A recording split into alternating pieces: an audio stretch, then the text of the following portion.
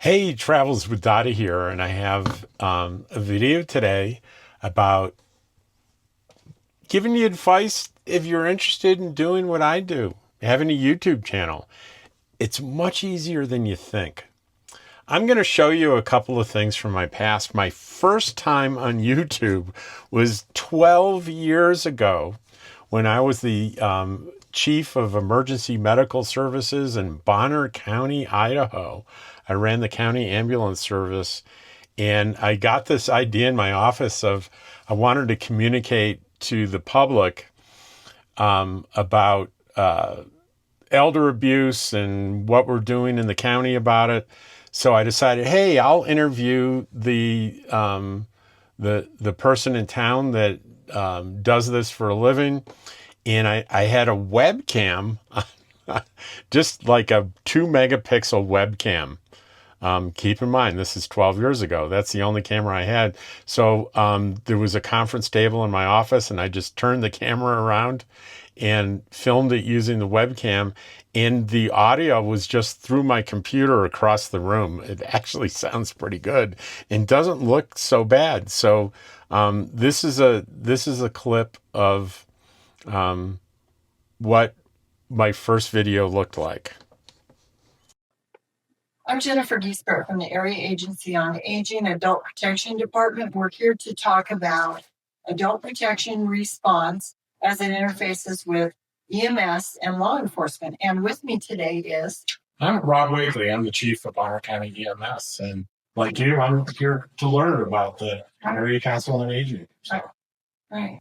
So now I'm going to go to fast forward to December 1st, 2021, when this video was from the day I retired. And it marked the first video in Travels with Dottie, because before that the channel was Bonner County EMS. Okay, so there's here is a clip of my first video. Hi, it's Rob, and today is my last day of full-time work. After 40 straight years of working full-time, I'm finally going to finish that today. And first thing tomorrow morning, I'm going to hit the road with my Winnebago micro mini trailer and start my mobile sort of nomad lifestyle. And here's another one from 12 years ago. That was my first quote viral video, and viral back then, I got over 10,000 views. That was unheard of back then. So this one right now is still getting views 12 years later. And it was a little training video I did for the dispatchers. So they knew, there's a thing called agonal breathing, where when someone's within minutes of dying, it sounds a particular way. So it was a training video on that. And here's that.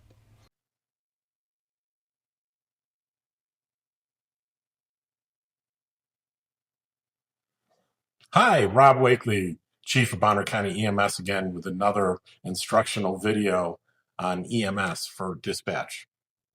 I had a request for respirations, and in particular, talking about the different kinds of respirations and what they mean. There's several different kinds, and first I'm going to talk about the things that are the most serious. I know you've heard the terms agonal respiration. Now, as you saw these three videos, often you will hear YouTubers say, oh, it's terrible, I'm embarrassed. I'm not embarrassed by any of my videos. I think that what I had in those initial videos was the same formula that I use today. And that's that I don't use a script. And like right now, I'm talking to a camera, but in my mind's eye, I'm talking to you. I'm talking to a person that's in front of me, and that's my mindset. I'm going to have ums and ahs and pauses and sneezes, and I'm going to drop microphones and all kinds of things. And I leave it all in there, because if you were sitting in front of me, in front of my trailer, having a conversation, you would see all those things. You would see all my fumbles. And so it makes it real. It makes it authentic. And that's what I have found in my case. That's what people respond to, right? So audio is critically important, because it's more important than the video. Video should be nice, but video, people will let you get away with blurry shots or low resolution, but they cannot forgive you for poor audio, because if they can't clearly and comfortably hear what you're saying, then the video is not going to be worth anything to them. It's not going to be worth their time. So there's like right now I'm shooting on a pretty expensive camera. It doesn't need to be. You can use your cell phone. There are big channels with hundreds of thousands of subscribers that use an iPhone for their camera, and that's all they do. But there are microphones that you can get that will feed good audio into the iPhone, although the iPhone has pretty darn good audio. If you're in a quiet environment and you're sitting right in front of the phone, just make sure when you produce your video that it's clear. The audio is clear. If it's not, do it over. Or you can Google, what kind of microphones can I get for my iPhone? Boom, a bunch of stuff will come up. I'm not going to go into specific gear here, but you can do it pretty inexpensively. You can have one that they call it a lavalier mic that clips on your shirt, and the line goes into the power jack on your phone, and just you can find ways of doing that. So the other thing is, the thing that these 3 videos from the beginning have in common, other than I was speaking, in the first case, I was speaking to the person with me pretty naturally. And then in the next 2, I was speaking to the camera like I was talking to a person. And that wasn't something that was a big design. It just came naturally to me. And if it doesn't come naturally to you, find practice will create it'll become second nature after you practice. But practice, it makes a big difference. The other thing that I was doing videos on things that were of genuine interest to me. Like the elder abuse thing was, I wanted to do this video because I was super interested in it. When I was retiring, I was obviously super interested in the fact that that day was the last day of full-time work, doing it for 40 years. That was a big deal, and I was acutely interested. And then the thing with the agonal breathing and teaching 911 people to be able to recognize what that sounds like so they could alert us that you've got an impending cardiac arrest happening, that was something that I was acutely interested in. And guess what? An acute interest in something comes across when people see you on camera talking to them about what they're really interested in. And you can probably tell I'm really supercharged by YouTube. I just think it's an amazing thing. I produce videos every day, not because I have to, not because I'm doing it to make money. I'm doing it because I genuinely love doing it. And that probably comes across. Now, there's a lot of advice videos out there. Find a niche, find something, and people go looking to what other YouTubers, successful YouTubers are going and going, well, he's really successful doing personal finance, and there's a high rate of pay for that because different niches pay differently for the advertising when you're making money on YouTube. And people, well, I'll do one that's high. Like personal finance is a high rate. Well, that's a mistake unless you have an enthusiastic interest in personal finance. Because if you start doing, you can do all the the research that you want and become an expert. If you're not passionate about it, and there's not this underlying, I love this, you're not going to be successful. The good news is, no matter what you're passionate about, whether it's personal finance or tying flies for fly fishing, you will find an audience. There are millions and millions of people looking for content on YouTube. And no matter how narrow or weird your interest is, there's an audience out there for you.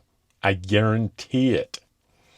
It's inevitable that if you, I guarantee success if you have a narrow niche of something that you're really passionate and interested in.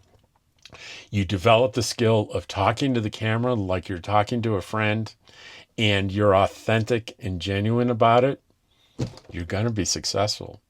You can't help it. Now, getting over that hump to meeting the YouTube requirements to be monetized and have ads show that you on your videos and you share revenue with YouTube, that can take a while. It took me almost a couple of years.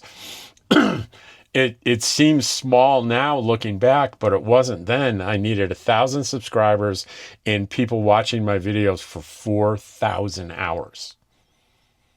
That was hard. I mean, I started that first video because I had friends and family. I think I had 50 subscribers.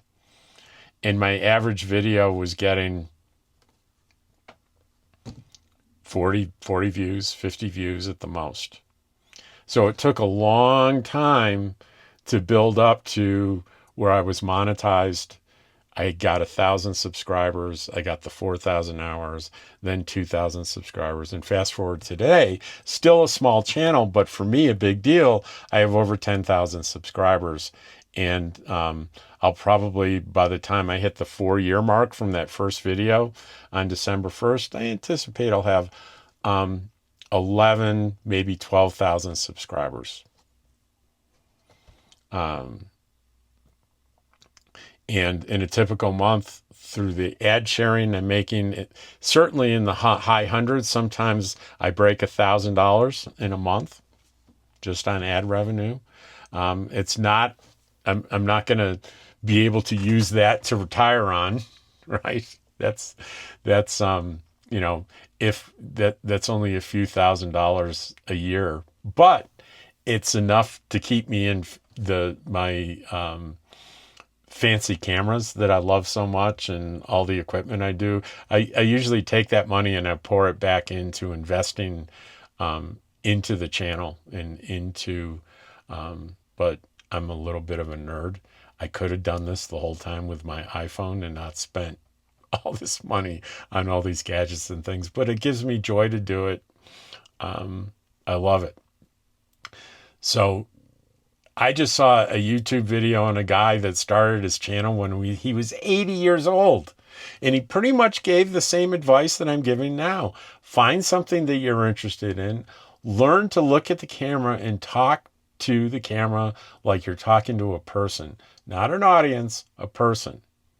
Because if you start talking to an audience, you stiffen up a little bit and you address the crowd.